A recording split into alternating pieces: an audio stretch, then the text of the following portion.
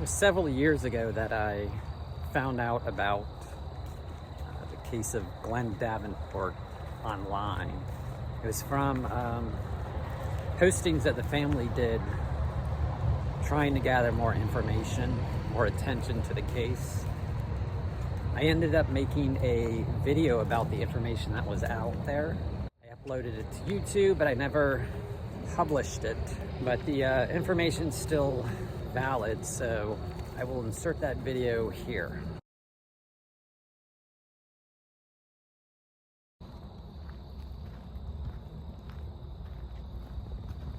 Now that video is several years old at this point.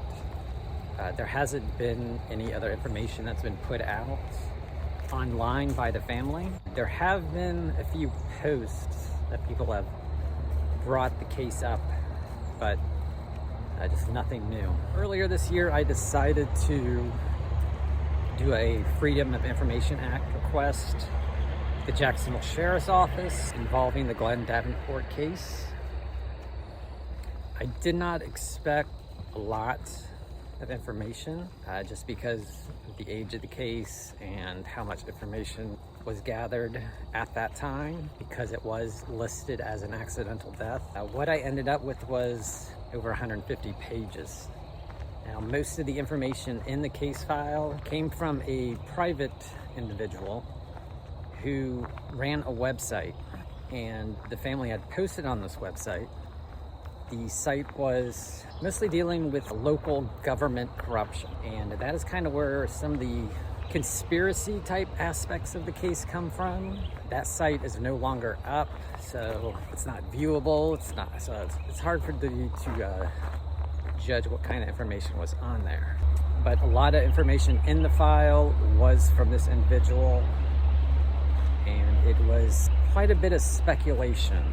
Brought up a lot of individuals that were around at the time and in that neighborhood, but no real hard links to the case. So it was in 2006 when the family got in contact with the cold case unit to look into the case. It was around 2008 when they started posting online, trying to dig up some more information. It was also in 2008 when one of the sisters saw a program on TV that involved an individual who was incarcerated in New York who committed a similar crime of killing a young boy and staging it look like a hanging. It was enough information that the cold case unit wanted to talk to this individual. They ended up doing that. At first, they requested to travel to New York to talk to him, but that request was denied. So they had New York detectives talk to him. He denied any involvement, and they were never able to tie him to the Jacksonville area at that time. But it was a similar enough case that they did look into it, but it never led anywhere. And I believe he was serving a life sentence, and he stated he had nothing to hide involving this. Now, I did end up going to the neighborhood and walking the route that would involve where Glen left, where he was found, and where he was going when he left. That day, it was a Saturday, February 4th, 1968. He left at 4 p.m. Now, when he left, he had an argument with his older brother. Glen was 10, and his brother Robert was 11. Supposedly he had an argument with Robert, and he left. He left to go to Toy Town, which was a nearby toy store within walking distance. Now, when I walked this route, parked where Toy Town would have been at, in this little commercial district. That's where I started from, and I walked down to where Glen's house was, which would have been past the vacant lot where he was found. And when I shot this, I didn't go out there with my phone and record. I wanted to be more discreet since it's a neighborhood, so I used my body cam so it will be shaky. But Glen supposedly left at 4 to go to Toy Town. Now, when he left, he stated he'd be back for dinner. It was at 8 p.m. when he was reported missing, and there was a search done by family and neighbors. Now, the vacant house where he ended up being found was just down the street. Now, from the diagram I saw within the file, the house was, if you stood out in the road, you look straight down the road, the house was directly in sight. Tree that the rope was around would have been to the left of the house. And supposedly that house was boarded up. Now, people searched all night long, and at 4 a.m. was supposedly the last time that lot where the vacant house was searched was at 4. And then it was at 7:45 when Robert, with one of his friends, found Glen dead. Now, he was on his knees and facing the tree with the rope around his neck twice. And his legs were separated, so he was essentially propped up in a triangular position to support him. And supposedly everybody there, including the police, stated that there was no way that he died by hanging, that the rope was not tight around his neck, and he was kneeling on the ground. Now, when I walked the neighborhood, this was a very short walk. I don't remember the exact timing of it, but it's probably maybe 10, maybe 15 minutes. I mean, you can run it in 5, especially a 10-year-old. It doesn't make sense that he'd be out all night. It does not add up. So what happened?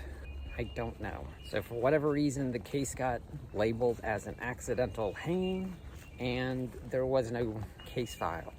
Even in the cold case unit said there was nothing to investigate because of the case was labeled as accidental death. They didn't really have anything to go on. So it was frustrating for the family to try to get them to investigate it, but there wasn't a whole lot of leads they could follow, which is one of the reasons why they ended up being in contact with the private individual who's running the website. Now, getting to the case of the rape with the little girl. Now, that is in the file. It's heavily redacted, but this comes from the private individual who's looking into it. So I'm not sure how much of it is true. It reads to me, at least, that it did actually happen. However, the story that's told in there places it on the same day, and it places Glen and his brother Robert, as well as one of his other sisters, at the rape. And the story that's told in there is that there was a second vacant house, not the vacant house where the tree was, where Robert was found, but across the street from it.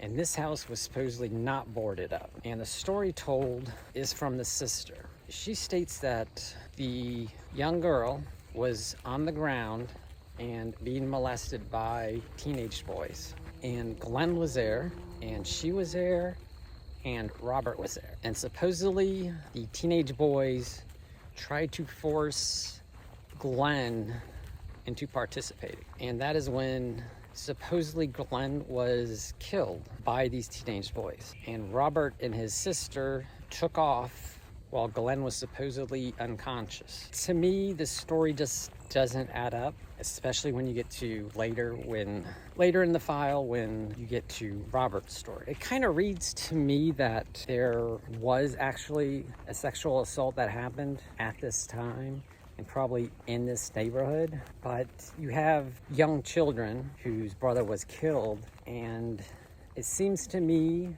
that they're kind of linking these two events together. I just don't know what other conclusion to come to with that. It just doesn't make sense as a story. If you saw that happen, even as a child, like, why wouldn't you say something at that time? I don't know. Having read through the file, it's kind of obvious that the family had a lot of issues, of course, because you had the death of their brother, and that really tore the family apart. I mean, obviously, it was a different time, and I don't know how at that time they would have dealt with it. I know, like today, if something like that happened, you go to school on Monday morning, elementary school, and there'd probably be counselors to talk to people about it. But I don't know how it was handled back in 1964. And it certainly seems that the family didn't have that kind of support. It seemed like they didn't talk about it, and they certainly didn't deal with it. And it certainly tore the family apart. In 2009, Cold Case Unit tried to contact Robert. He was living in Texas, and it wasn't until an entire year later they were finally able to get a hold of him and talk to him. They contacted his brother Gary to try to get a hold of him, and even Gary said he didn't have much contact with him. According to Robert himself, he had substance abuse issues in the past. When the cold case unit finally got a hold of Robert, he told a different story. He didn't mention the rape. His belief was that his father killed Glen. He based that on a few things. He stated he saw his father in the vacant house watching when he found Glen.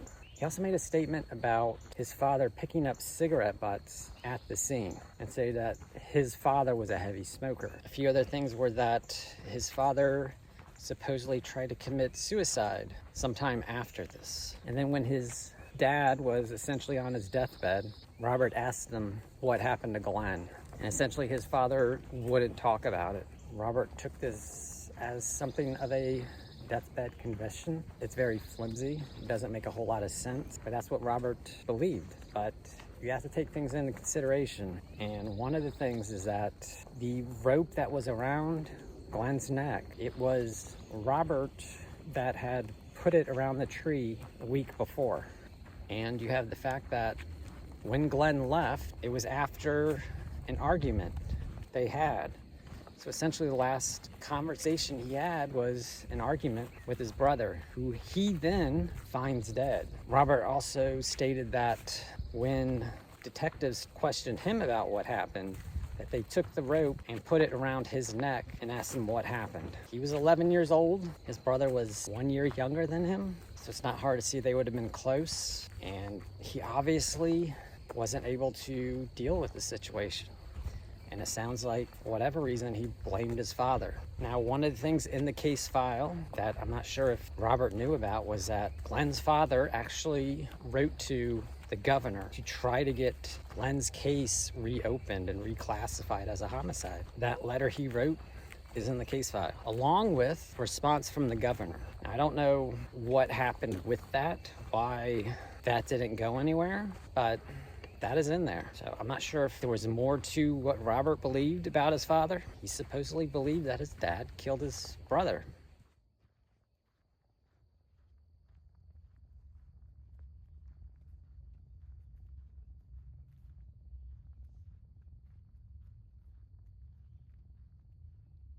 Now, the cold case detectives did talk to another neighbor, but they didn't have a whole lot of information. There wasn't much the detectives could do.